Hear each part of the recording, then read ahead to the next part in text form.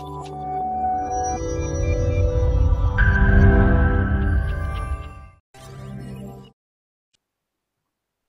The lord.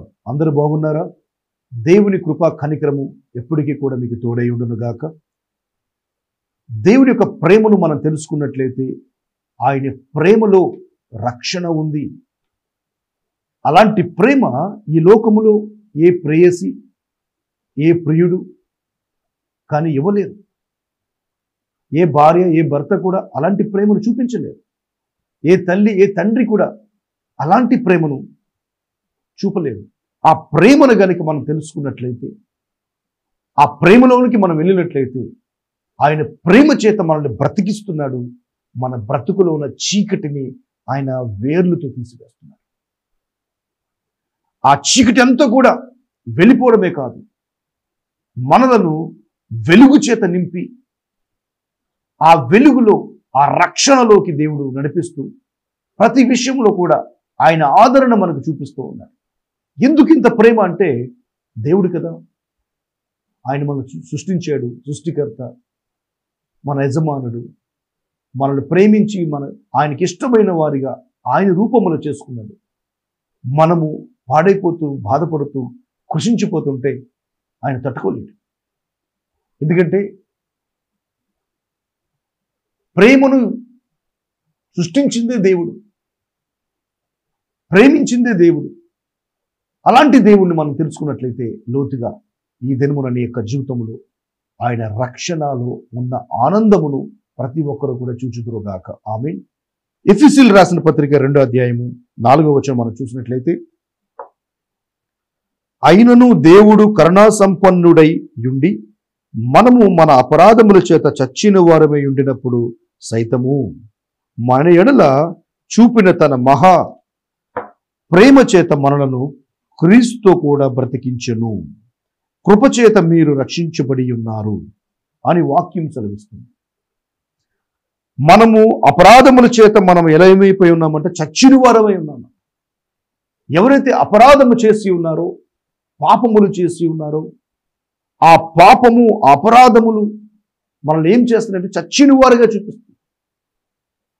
చచ్చిన వారికి ఆశీర్వాదం ఎందుకు? చచ్చిన వారికి జీవం ఎందుకు? ఇంకా వారు సమాధులకు వెళ్ళిపోయిన తర్వాత, సమాధులు ఉన్న శవముల కింద ఉన్న తర్వాత వారికి ఆస్తులు ఎందుకు? వారి జీవితాలు బాగుపడ్డవి ఎందుకు? ఇంకా చచ్చిన వాడి గురించి ఎవడు నువ్వు ఆలోచించడు. చచ్చిన వాడికి ఎవడు పెళ్లి చేయడు.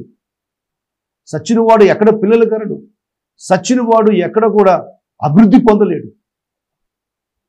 కానీ మన అపరాధముల చేత మనం చచ్చిన వారి ఉన్నప్పుడు సైతము మన ఎడల తన మహాప్రేమను చూపిస్తున్నాడు. ఆయన మహాప్రేమను ఎందుకు చూపిస్తున్నాడంటే మనము క్రీస్తుతో పాటు మనము బ్రతకాలంట. ఆయన కృపను మనం తీసుకోవాలి. ఇంకా వాక్యం చూసినట్లయితే, తన మహా ప్రేమ చేత మనలను క్రీస్తుతో కూడా బ్రతికించెను. క్రీస్తుతో కూడా బ్రతికిస్తున్నాడు.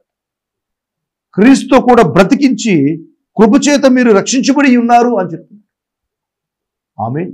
దేవుడికి మహిమ కలుగును గాక. క్రీస్తుతో కూడా మనల్ని బ్రతికించాడంట. మరి యేసు క్రీస్తు వారు ఏం చేశారు? క్రీస్తు ఏం చేశారు అంటే ఆయన మన కోసము సిలువ పైన ఆయన మరణించారు, రక్తం చిందించారు, శరీరాన్ని అర్పణగా పెట్టేసి ఉన్నారు. ఎందుకు? దేవాది దేవుడే మహిమలోంచి అధిక మహిమలోకి సంచరిస్తూ ఆయన మహిమతో వేలాది దూతల చేత నిత్యము నిరంతరము ఆయన స్తుతించబడుతూ ఉన్న దేవుడు మనలను బ్రతికించడానికి, ఆ పాప శాపము నుంచి విడుదల చేయడానికి, ఆ పాపమే మనల్ని చచ్చిన వారుగా చూపిస్తుంది, ఆ శాపమే మనం చనిపోయిన వారుగా ప్రకటిస్తుంది. ఆ పాపాన్ని, ఆ శాపాన్ని తొలగించడానికి ఆయన మన కొరకు ఈ లోకానికి రిక్తునిగా ఆయన వచ్చి మన కొరకు సిలువ పైన ఆయన వ్రేలాడి చనిపోయి ఉన్నారు. దాన్ని బట్టి మనము బ్రతికి ఉన్నాము. దాన్ని బట్టి మనం జీవించి ఉన్నాము. మనలను తర్వాత మనల్ని ఏం చేస్తారట? కృపచేత మీరు రక్షించబడి ఉన్నారు అని చెప్పారు. కృపచేత మనం రక్షించబడి ఉన్నామంట. మరి ఆయన రక్షణ మన జీవితంలో కనబడుతుందా? ఆ రక్షణలోకి మనం వెళ్ళాలి. ఆశీర్వాదము, వెయ్యింతల ఆశీర్వాదం కన్నా రక్షణ చాలా ఉన్నతమైనది. వెయ్యింతల ఆశీర్వాదం కన్నా రక్షణ చాలా ఉన్నతమైనది. ఆ రక్షణలోకి వెళ్తున్నట్లయితే వెయ్యింతలకి మించిన ఆశీర్వాదాలు నీ జీవితంలో చూడగలవు. కనుక ఆయన ప్రేమను మనం అర్థం చేసుకోవాలి. ఎందుకు యేసుక్రీస్తు వారు నిన్ను కృపచేత నిన్ను రక్షించుకుని ఉన్నారు, క్రీస్తు చేత నిన్ను బ్రతికించి ఉన్నారు అంటే దేవుని యొక్క పరిశుద్ధ మార్గాన్ని నువ్వు చూడాలి, దేవుని సహవాసం నువ్వు చూడాలి, దేవుని ప్రేమను నువ్వు చూడాలి, ఆయన ఆశీర్వాదాలన్నీ కూడా అనుభవించాలి. చూద్దాం ఇక్కడ కొలస్సీలు రాసిన పత్రిక 2:13 మనం చూసినట్లయితే, మరియు అపరాధముల వలనను శరీరమందు సున్నతి పొందక ఉండుట వలనను మీరు మృతులై ఉండగా దేవుడు రాతరూపకమైన ఆజ్ఞ వలన మన మీద గుణముగాను మనకు విరోధముగాను ఉండిన పత్రమును మేకులతో సిలువ కొట్టి దాని మీద చేరాతను తుడిచివేసి మనకు అడ్డము లేకుండా దాన్ని ఎత్తివేసి మన మన అపరాధములన్నిటినీ క్షమించి ఆయనతో కూడా మిమ్మల్ని జీవింపచేసెను. ఆమేన్. చూడండి, మనకి దేవుడు రాతరూపకమైన ఆజ్ఞ వలన మన మీద గుణముగాను అంటే మన మీద గుణముగా ఉందంట, భారముగా మన మీద గుణముగా ఉన్నది, మనకు విరోధంగా ఉందంట. ఆజ్ఞ గల పత్రము. ఈ ఆజ్ఞల గల పత్రమును ఆయన ఏం చేస్తారంట, మేకులతో సిలువ కొట్టారంట. ఎవరిని? పత్రాన్ని కొట్టారంటున్నాడు ఇక్కడ వాక్యంలో. కానీ మేకులతో సిలువ కొట్టింది ఎవరిని? యేసుక్రీస్తు వారిని, క్రీస్తుని సిలువ కొట్టేశారు. ఎందుకంటే ఇక్కడ యేసుక్రీస్తు వారి ధర్మశాస్త్రంగా మారిపోయాడు, ఆజ్ఞల గల పత్రముగా ఆయన మారిపోయాడు. ఏ ఆజ్ఞనైతే నీకు విరోధంగా పనిచేస్తుందో, ఏ ఆజ్ఞ నువ్వు తప్పిపోయి ఉన్నావో, ఏ ఆజ్ఞ నీ జీవితంలో చూడలేదు, ఏ ఆజ్ఞ వలన, ఏ పాపం వలన, ఏ శాపం నీ మీద వేలుతో ఉందో, ఆ ఆజ్ఞలను, ఆ శాపములను అన్నిటి కూడా సిలువ మీద ఆ పత్రమును మేకులతో సిలువ కొట్టేశారు. దాని మీద చేరాతను తుడిచివేసేశారు. అంటే నీ మీద పాపం ఆరోపించడానికి ఏది లేదు. ఇక ఏ నువ్వు శాపగ్రస్తుడు అని, నీవు ఒక పాపివని ఆరోపించడానికి ఏమీ లేదు. అన్నీ కూడా ఆయన తుడిచివేసేస్తున్నారు. ఆయన తుడిచివేసి ఆయన మనల్ని ఏం చేస్తారంట, మన అపరాధములన్నిటినీ క్షమించి ఆయనతో కూడా మిమ్మల్ని జీవింపచేసెను. ఆయనతో కూడా మనల్ని జీవింపు చేస్తున్నాం. మరి ఆ జీవాన్ని మనం కనుగొన్నామా? లేకుంటే ఇంకా జీవోత్సవముల్లాగా బతికి ఉండి కూడా చచ్చిపోయిన వారుగా తిరుగుతూ ఉన్నారు?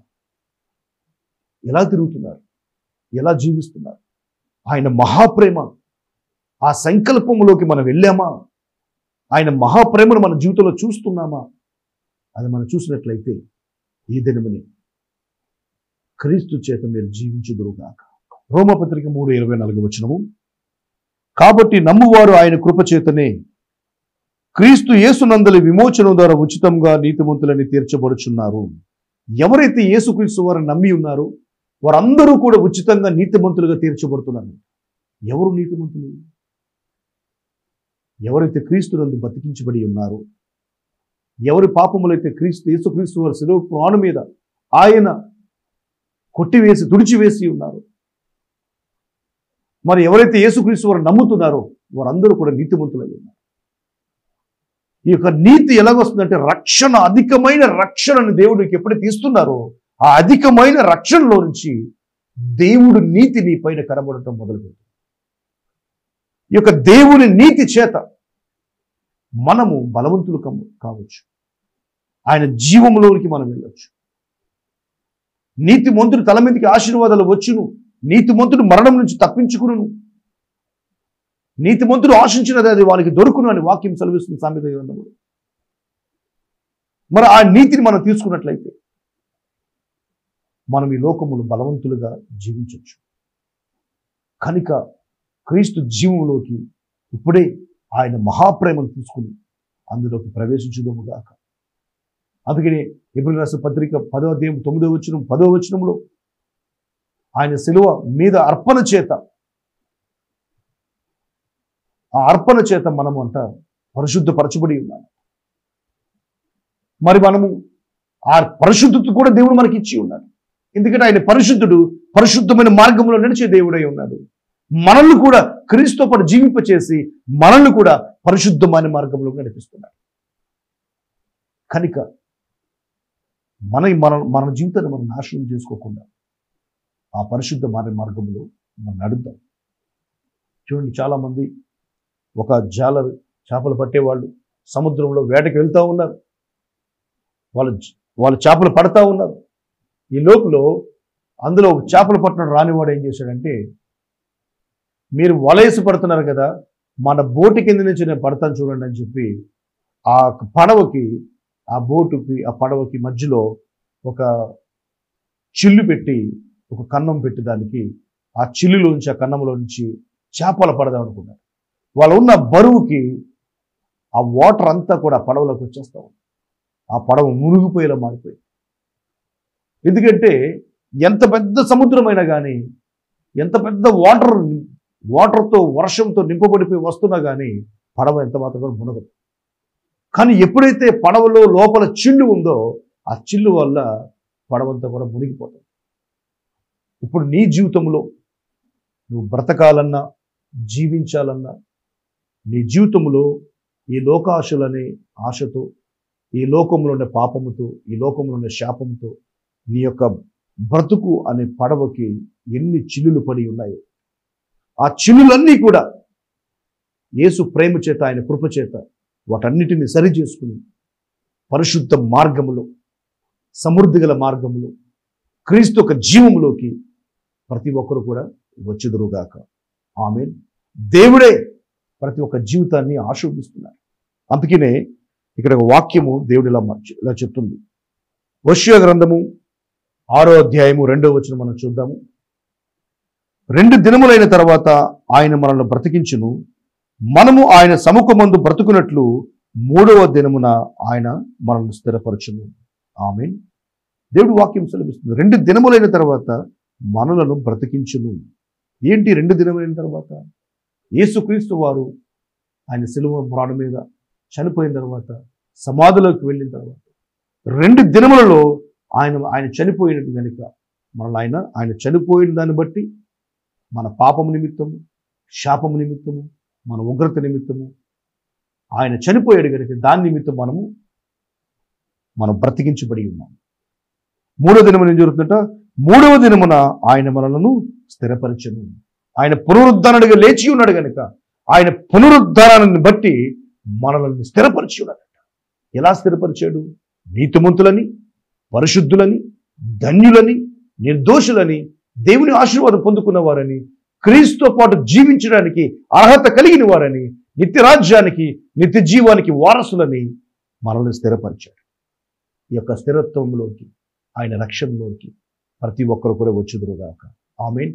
1000 ఆశీర్వాదాల కన్నా క్రీస్తు యేసు రక్షణ చాలా ముఖ్యమైనది. ఆయన మహాప్రేమను ప్రతి ఒక్కరు కూడా వారి జీవితాల్లో, వారి హృదయాల్లో తెలుసుకుందురుగాక. ఆమేన్. ప్రార్థన చేసుకుందాము. నజరేయుడైన యేసు నామములో ప్రార్థన చేస్తున్నాం తండ్రి. ప్రభువా, నీ మహాప్రేమ సంకల్పమును ప్రభువా నీ యొక్క పుణ్య కార్యాన్ని బట్టి తండ్రి ప్రతి పాపమునకు మీరు వెల చెల్లించి నీ రక్తము చేత శుద్ధీకరించి పరిశుద్ధపరిచి ఉన్నావు ప్రభువా. ప్రతి ఒక్క బ్రతుకును బాగు చేసుకోవడానికి ప్రభువా నీ కృపను అనుగ్రహించి ఉన్నావు. నీ రక్తము చేత కడుగుతూ ఉన్నావు. అవును తండ్రి, నీ కృపను నీ బిడ్డలు పొందుకుని అధికంగా వారి జీవితాన్ని సరిచేసుకుని నీ యొక్క పరిశుద్ధ మార్గములు నీతో కలిసి సహవాసములు నడుచుదురుగాక. నీ బిడ్డలందరినీ కూడా ఆశీర్వదించండి, రక్షణ ఆనందం చేత నింపండి, దీవించమని, బలపరచమని యేసు నామములో ప్రార్థిస్తున్నాం తండ్రి. ఆమేన్. God bless you.